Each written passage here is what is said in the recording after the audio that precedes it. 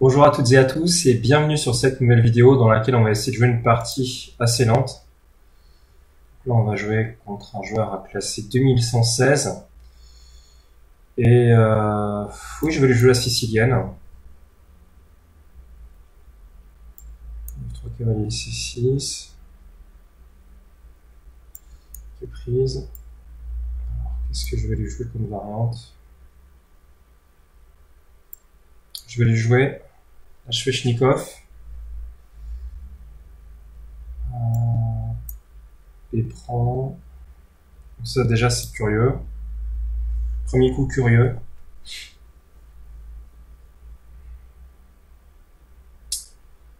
Donc ok, là je peux tenter ça. Je peux faire fou E7 si je veux vraiment être passif. Pour menacer D5, ça peut être un bon plan. Fou E7 D5. Fou E7, j'ai peur qu'il me sorte un point avec Dame D2 Grand Roc et qu'il me pilonne ici et qu'il m'empêche de jouer D5. C'est un peu le coup qui me fait peur. Sur Fou B4, c'est intéressant parce que je peux avoir des menaces. Je vais faire Dame A5 ensuite. Ça va mettre une grosse pression sur cette diagonale.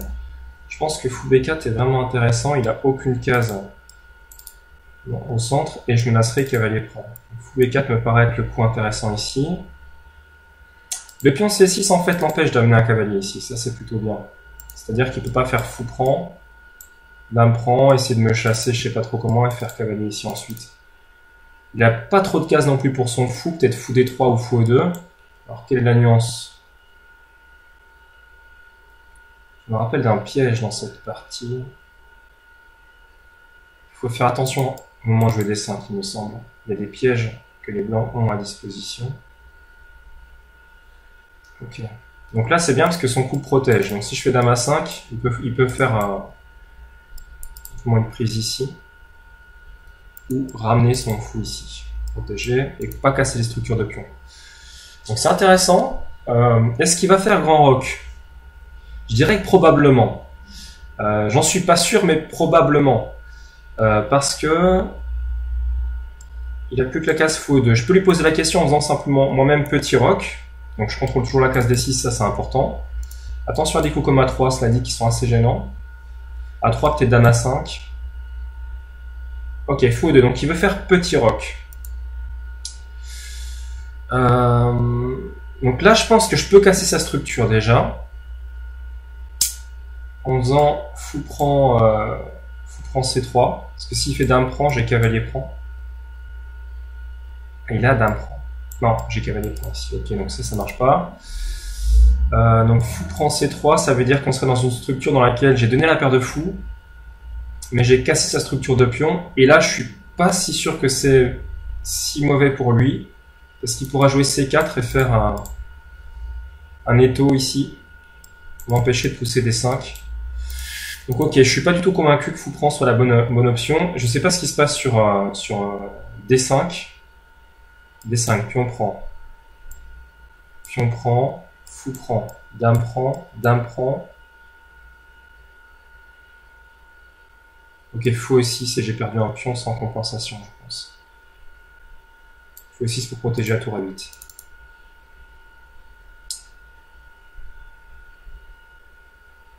Ok, c'est assez compliqué.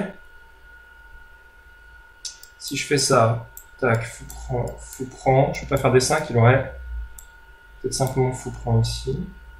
Ici pion prend, fou prend, ici pion prend, fou prend. Bon, c'est théorique, hein, j'avoue, je l'ai peut-être pas assez travaillé celle-là.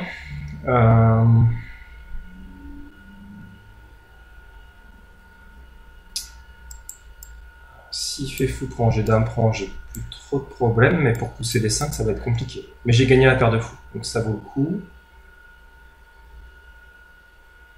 Il n'y a pas de coup qui tue, genre dame C4 ou quoi, non, je pense pas. Ok, donc sur H6, s'il fait fou prend, je m'estime heureux. Donc il va certainement faire fou H4. Et là, si je fais G5, il va faire fou G3. Et là, c'est intéressant. parce qu'on obtient une position, je ne peux pas faire cavalier H5, il y a le full qui prendrait, donc la petite subtilité d'avoir mis le fou en E2. Cavalier H5 pour prendre sur G3. Hein. Et donc du coup sur H6 fois H4, G5, fou G3, ce qui est intéressant c'est la pression qu'il met ici, donc c'est pas protégé, mais j'ai tour E8. Et malgré tout il a toujours pas roqué. Donc je peux être prophylactique et jouer simplement tour E8, attendre de voir ce qu'il va faire. Et par rapport à ce qu'il va faire, je vais H6, G5 ou autre chose. C'est sûr que s'il fait grand rock, je vais me prendre H4. Donc H4, ok. Tour B8, qui est une option intéressante, mais il laisse le pion A7 en l'air. Je suis pas convaincu par ce coup. Le problème, c'est que sur tour E8, évidemment, je pourrais plus faire F5. Donc il y a des choix à faire. Soit je fais simplement H6, tour E8. J'attends de voir ce qu'il fait. Ça n'a pas trop dégradé ma structure de pion. C'est pas encore trop grave. Ce qu'il faut voir quand même, si H6 tout de suite, donc il faut H4, je pense, il va pas me donner la paire de fous. Donc ça, de toute façon, ça, ok, il prend. Donc d'un prend, là, je suis plutôt content de mon échange. Il n'y a toujours pas la case D6, protégé 2 fois. Et là, il rock. Alors là, je ne comprends pas. Ok, il avait peut-être peur que je fasse fou prend d'un prend et cavalier prend ici. Sur G5. Et fou G3. Certainement, c'était ça. Alors là, A5, c'est intéressant. Pour jouer fou H6, le problème c'est que c'est un peu compliqué, parce qu'il y a dame prend, fou prend, fou prend, fou prend,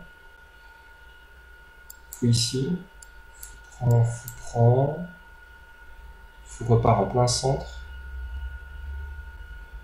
et fou prend ici. Ah, je perds un pion. Donc A5 ça va pas.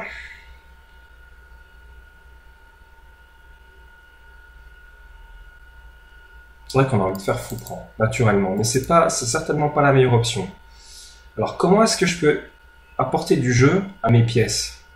D5 n'est pas possible. D6, ça me laisse un petit peu songeur, même si c'est protégé par 2 pièces. Le problème c'est qu'il y a un fou de case blanche, j'ai un fou de case noire, j'aimerais mettre mes pions sur case blanche. Fou B7. Fou B7, c'est prophylactique, c'est intéressant. C'est intéressant. Parce que j'ai cette diagonale et à un moment donné, je pourrais jouer un truc comme ça et essayer de trouver du jeu. Jouer sur, par exemple, vous voyez, ce genre de choses. Un plan genre ça. Bon, ici, on pète le centre. Et à un moment donné, je vais pouvoir faire fou prend, dame prend, pousser.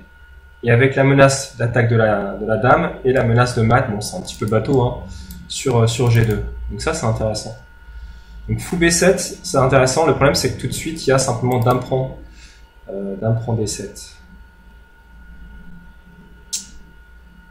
Ça va pas. Alors, bizarre, ça serait ça. Ça n'irait pas à cause de cavalier ici. Sur fou prend, c'est intéressant. Si dame prend, je peux faire D5. Le pion est protégé par la dame, donc je peux faire D5. Prise prise, mais je me retrouve avec 2 pions pendant. Ce qui n'est pas forcément très grave. Ça va être compliqué à protéger tout ça.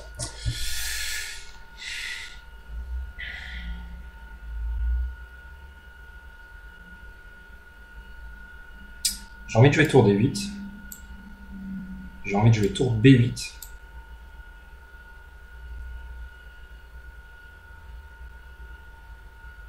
Tour B8 fait pas trop de sens. Tour D8. Le problème c'est que la tour elle serait bien en E pour protéger ce pion.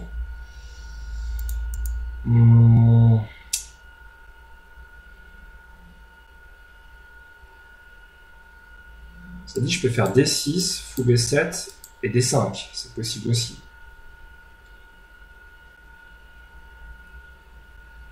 Le problème sur D6, c'est peut-être simplement dame C4.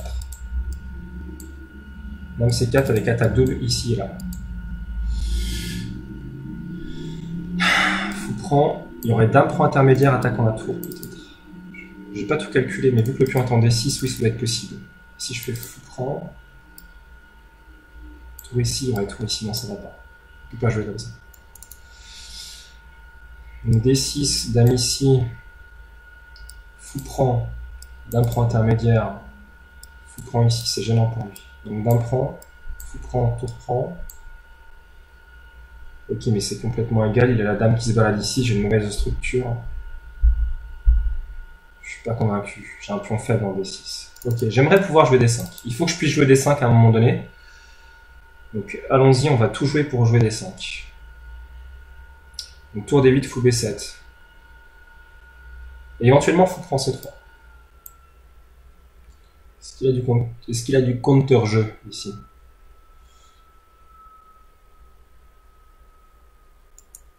Donc tour D8, s'il fait dame ici,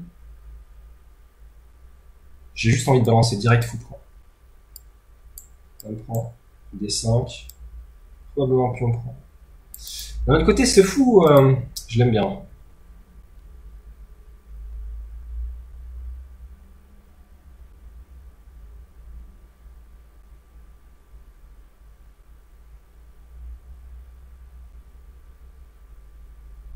J'aime bien ce fou parce qu'il peut être pas mal pour attaquer, mais j'arrive pas à trouver un plan qui me permet de me développer vite en fait. J'arrive pas à trouver le bon truc. Même ici, ça peut être intéressant. Un coup simple comme ça lui met quand même la pression parce qu'on rejoue sur ces menaces-là avec si fou B7 un jour ou l'autre.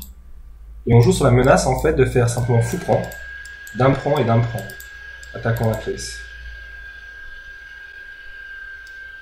Fou ici probablement. Ah, ou peut-être fou ici.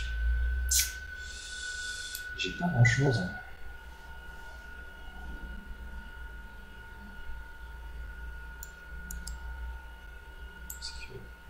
Ok. Dame ici.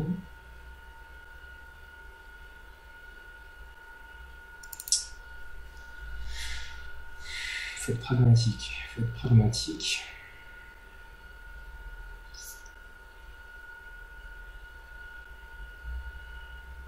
Non, vous savez quoi, je vais juste jouer tour D8. Et je vais essayer de jouer D5.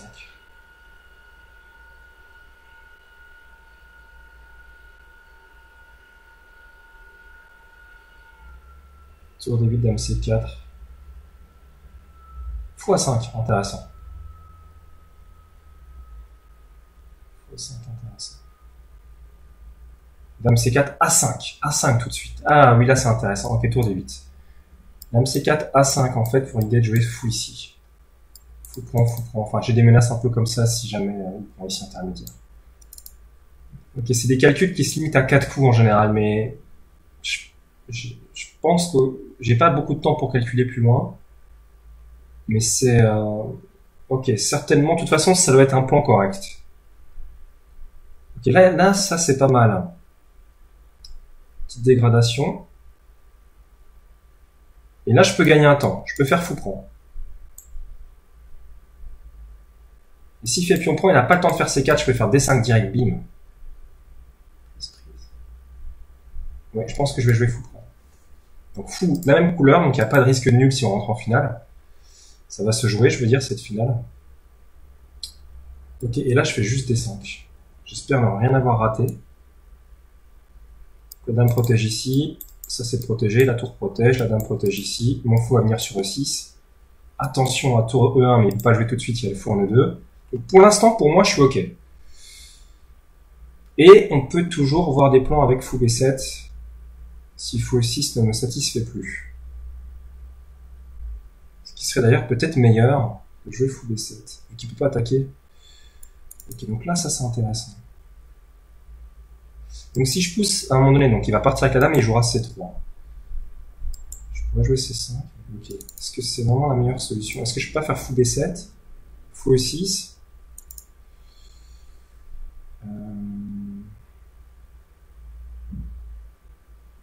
La prise, c'est hors de question, ça casse ma structure. Fou B7, c'est intéressant, faut calculer. Fou B7, maintenant ce qu'il peut faire c'est prise, tour 1. Et il attaque directement ici. Et là on voit que j'ai mal placé ma tour, c'est l'autre qui aurait dû être là, et celle-là aurait dû être ici. Donc là, il a un plan correct, je pense. Je peux encore sortir mon fou. et ensuite pousser. Et si jamais il pousse ici, je pourrais pousser là et pousser ici. Ah, ça me paraît un peu bizarre ça.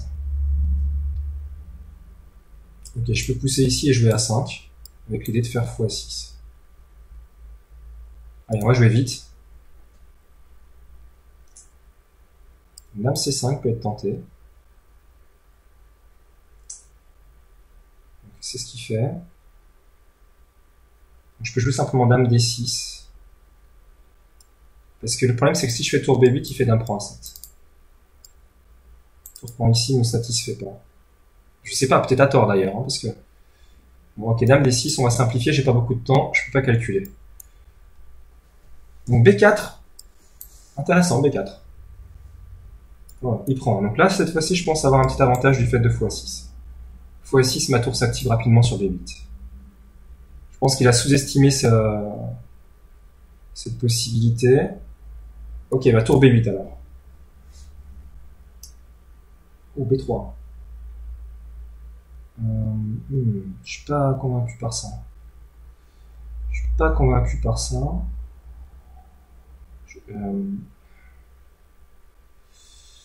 Ok, mais encore faut-il trouver quelque chose. x6, C5, C4. Allez, on va jouer comme ça.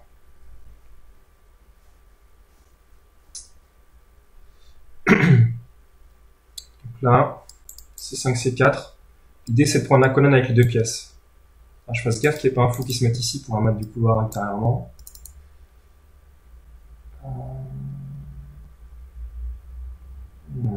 C'est qu'il joue bien. C'est pas mal joué ça, c'est pas mal joué ça. Ok, C5. S'il pousse, je vais pouvoir jouer C4. J'aurais pu jouer à 5 après, hein, si j'ai... Ok, c'était, je pense, même idée, quoi. Remarquez que mon adversaire a pris très peu de temps pour jouer, donc il doit être dans des schémas qu'il connaît, contrairement à moi. Je découvre un petit peu. Donc là, l'idée, c'est de faire tour ici et pousser. L'idée, c'est de faire A5, A4. En fait, l'idée, c'est de faire tour ici, A5 et ensuite C4. Comme ça, il peut pas pousser. Ok, ça, c'est intéressant. Donc, tour ici tout de suite, j'attaque. Ok, et là, en fait, il est déjà perdu, je pense. Parce que s'il protège avec tour D3, je vais faire A5, A4. Il peut pas pousser. Prise, prise, là, tour prend, tour prend, tour prend. Je finis avec un pion de plus. Ah, il y a un pion passé quand même.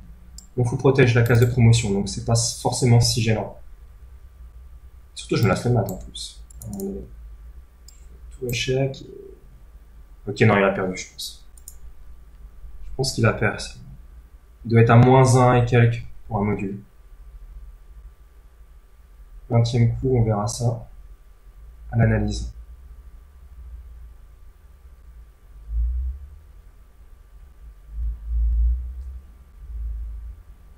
Tour ici, alors j'ai plusieurs coups, j'ai fou prend. J'ai tour ici, donc je répète mon plan, ça. Tour ici, donc ok, il joue juste ça, donc il me laisse le pion. Il n'a pas vraiment le choix, je pense. Donc là, il va souffrir. Alors, je calcule un peu, mais je pense qu'il fait plus que souffrir parce que j'ai même... Non, mais... Ok, donc il va certainement pousser ce pion.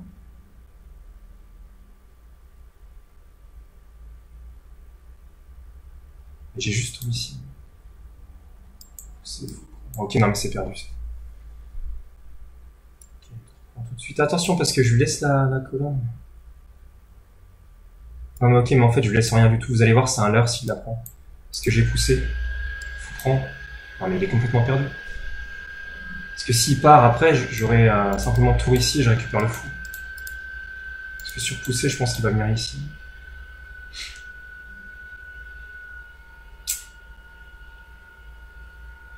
Mais... Tour ici. Certainement ça. Fou prend, fou prend.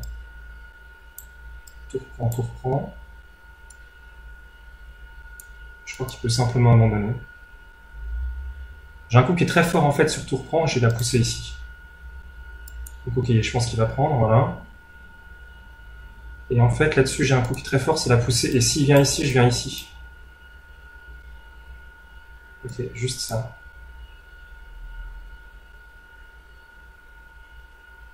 Et s'il prend, je reprends avec ce pion-là. Surtout pas avec l'autre. Ça serait perdant. Enfin, ça serait pas bon. Je dis pas que ça serait perdant, mais ça serait pas bon. Compliqué.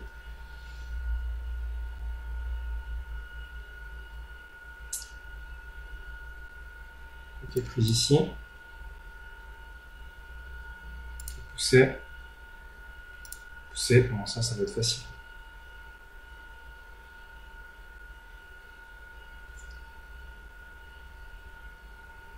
J'ai tout en fait. Je vais jouer G5, qui n'est d'ailleurs pas très bon, j'aurais dû jouer G6.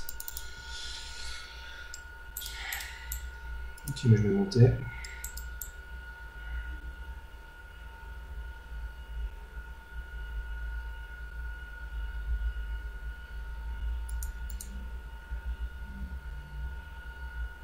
Il peut pas créer deux pions. En fait, il peut pas. S'il avait un pion ici et un pion là, par exemple, ce genre de structure, ou si j'avais pas de pion ici, qu'il avait un pion ici et un pion là, ok, je pourrais pas avancer et je vais juste le fixer comme ça.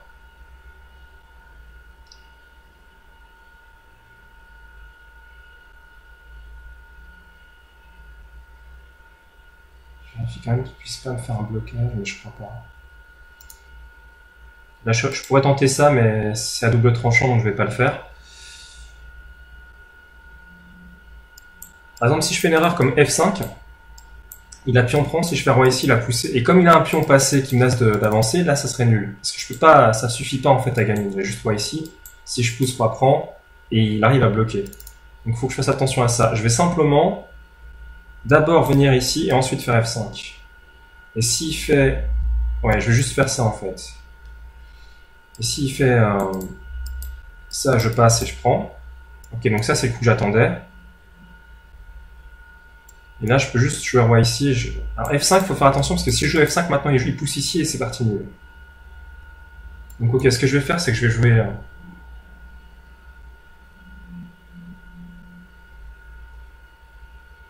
Vous allez voir, je vais être vicieux. Je vais être vicieux. Donc là, je pense que... Ah, je pense que je vais pousser. Donc là, il y a patte. Il est obligé de jouer un coup. Comme il n'a pas poussé ici, en fait, il n'y a pas de menace de patte effective. Donc là, je pense qu'il s'est planté dans son truc. Il peut le pousser maintenant, ça dit. Ce qui ne me dérange pas. Je vais le laisser se dégrader, en fait. Là, il est complètement fixé. Donc, je le laisse se dégrader. Je laisse avancer ses pions. Et après, je vais pousser ici. Il va prendre ici. Il ne pourra jamais prendre ici, sinon je fais dame. Voilà. Et maintenant qu'il s'est suffisamment dégradé... Alors, je vais jouer juste roi ici pour... échec, roi prend, pousser, pousser, roi prend et je gagne. Ok, c'est bon. Et surtout pas sur roi ici, roi prend là, parce que ce serait mauvais. Quoi que je peux le faire. Roi prend, pousser, pousser, échec, roi prend, et récupération avec le pion. C'est amusant aussi, mais bon. Juste roi prend ici, il pousse, je redonne le pion, et je rentre dans la finale gagnante. Voilà. Bon, ok, ça c'est... Je pense qu'il va... Il abandonne pas ça? Ok. Il va devoir partir là. Voilà. Donc voilà comment on gagne une partie contre un joueur classé 2100. Maintenant, ce que je vais vous conseiller quand même, c'est pour vraiment progresser, ce qui est important, c'est de faire une analyse à chaque fois de la partie. Donc déjà... Bon, je pense que j'ai pris pas mal de temps et j'ai pas mal vu de trucs, donc je pense que ça devrait aller au niveau... comment dire... Il y a quelques calculs que j'ai pas pu faire quand même, mais dans l'ensemble, je suis assez satisfait, j'ai pu prendre le temps de calculer.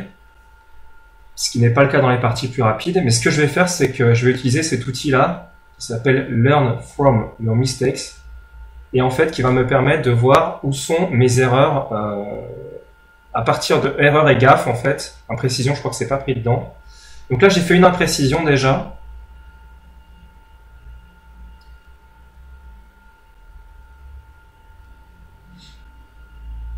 Une imprécision.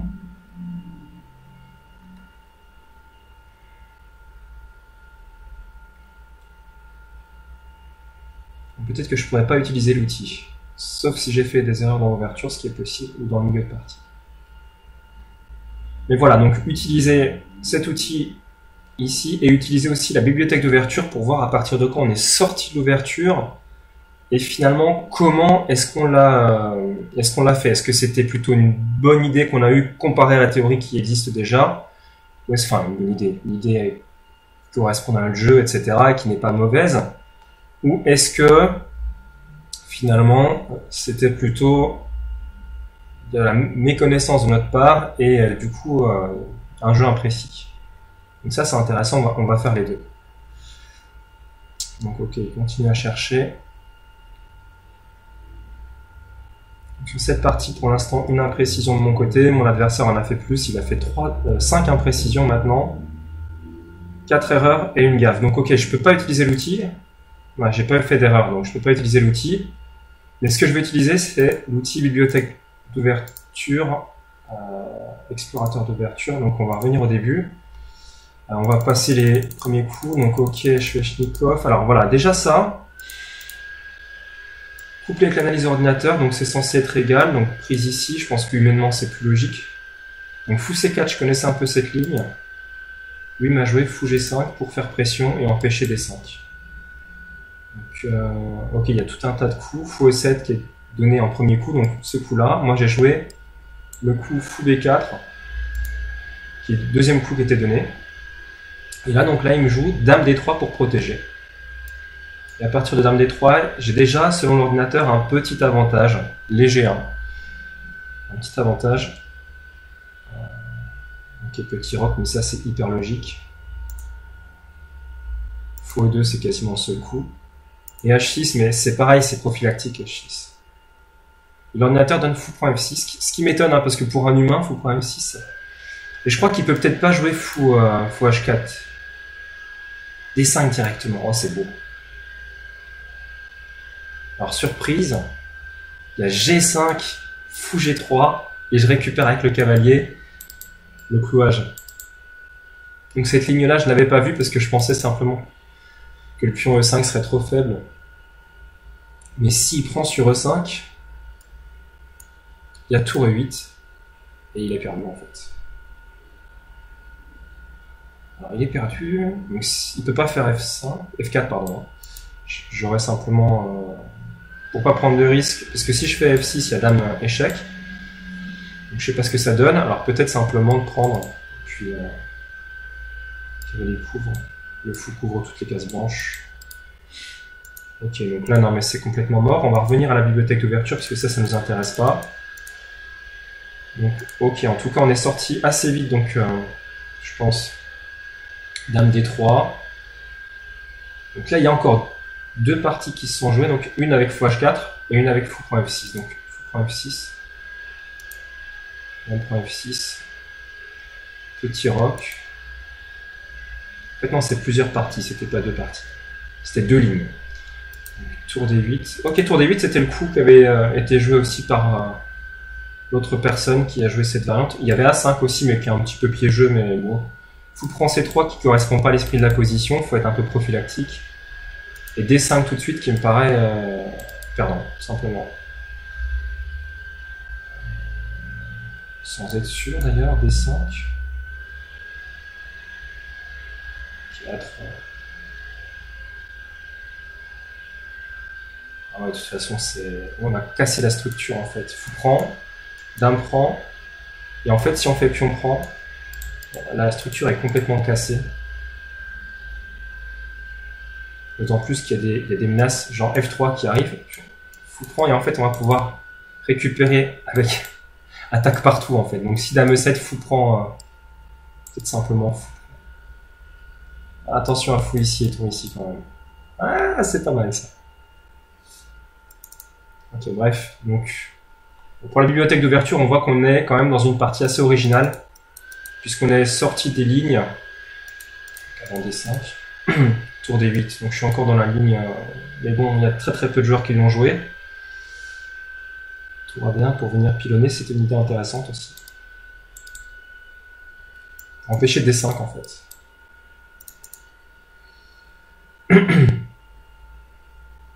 On voit que notre partie figure dedans.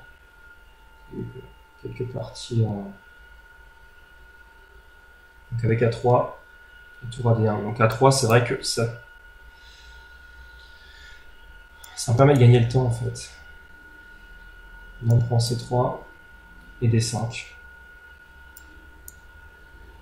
Il aurait pu jouer donc F5, F4, pardon, F4.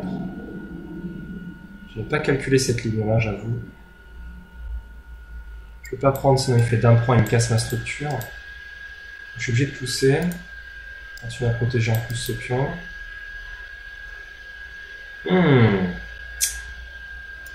Dame G3, je suis obligé de prendre, parce que sinon il prend. Donc là voilà, on sort complètement du répertoire. Tout prend, mais il a de l'attaque. Hein. Ok, puis après c'est une partie, mais... Bon ok, de toute façon c'est pas ça le plus important. Le plus important c'est qu'on a vu à peu près l'ouverture. On a vu une ligne intéressante.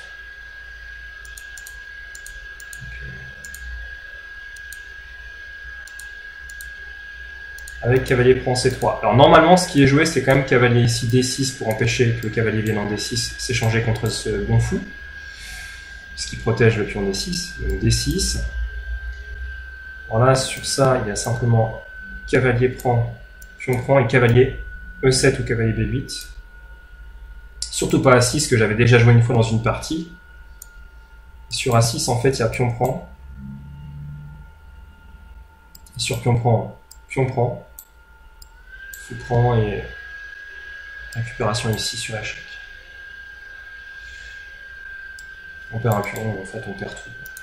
Donc ok. Donc ça je connaissais. Ça aussi. Donc là j'aurais joué A6, cavalier A3, fou E7. Ou plutôt B5 qui me semble être un peu meilleur puisque justement on va empêcher cavalier ici. Alors justement pour l'information, sur fou E7, cavalier C4.